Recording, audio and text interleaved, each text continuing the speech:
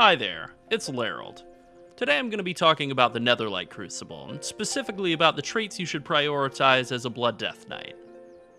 If you want a refresher on how the Netherlight Crucible actually works, I made a video about that during the PTR and it's still accurate, so go check it out. First things first, tanks don't really have functioning simulation craft modules, so unlike, say, a Beast Mastery Hunter where I can say this relic trait is worth 5 weapon item levels, there really isn't anything to point to for tanks that's exactly like that. As a result, making definitive statements is difficult, but I can make separate offensive and defensive recommendations so that you have a clear picture of what traits you'll want to prioritize for your given situation. So let's jump right into the Netherlight Crucible traits. There are 6 light traits and 6 void traits, and you'll always be choosing between a light trait and a void trait in the second tier. These traits can be incredibly strong, some more than the weapon traits down in tier 3. So you want to base your path through the weapon both on the tier 2 and tier 3 rewards.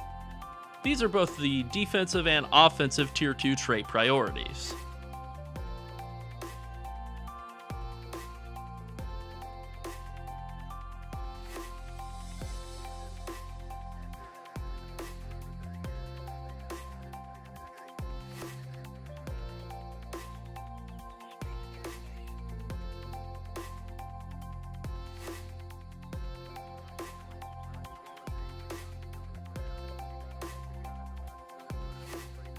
Now, let's go through and break down these traits bit by bit.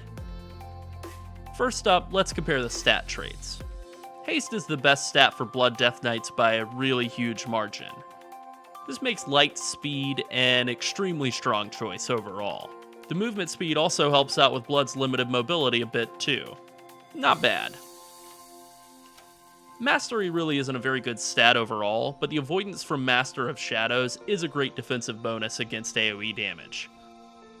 It's actually strong enough to make Master of Shadows still be a pretty good defensive choice.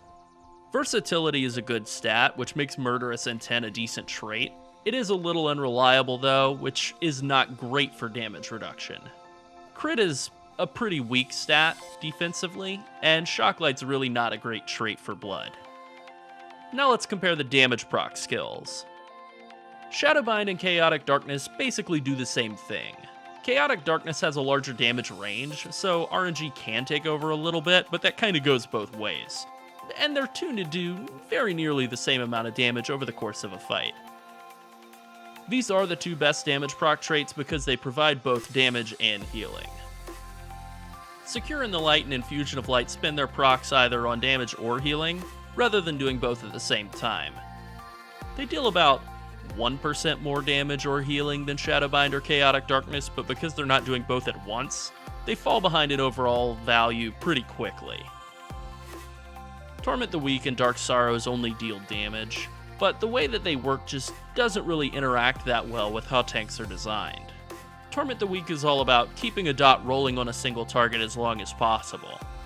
Because Blood Decays are basically just AoE supernovas all the time, your dot may fall off in pretty much any multi-target scenario. In single-target situations, it's actually pretty great, but that's usually where tank damage is the least important and kind of the least noticeable. Dark Sorrows can deal a lot of damage in AoE, but it has a really long timer from the moment it procs until it actually goes off. 8 seconds can be an eternity in an AoE situation.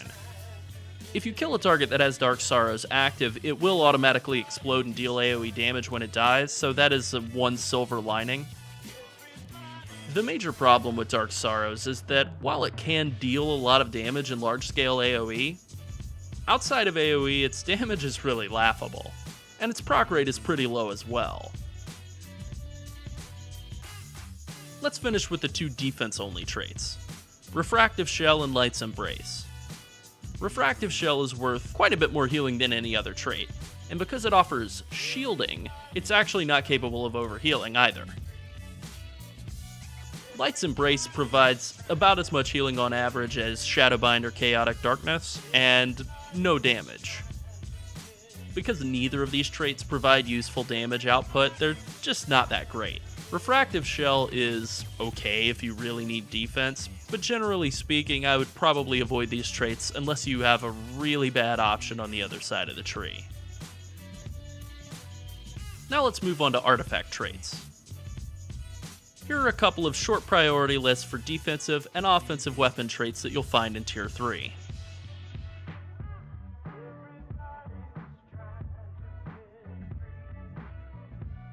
First things first, Carry and Feast is tremendous. It's not widely available on relics, so getting it whenever you can in the Netherlight Crucible is amazing. Vampiric Fangs is really good too, and it makes your most versatile defensive cooldown even stronger. Vein Render and Dance of Darkness both offer a lot of offensive value, and a good bit of defensive value as well.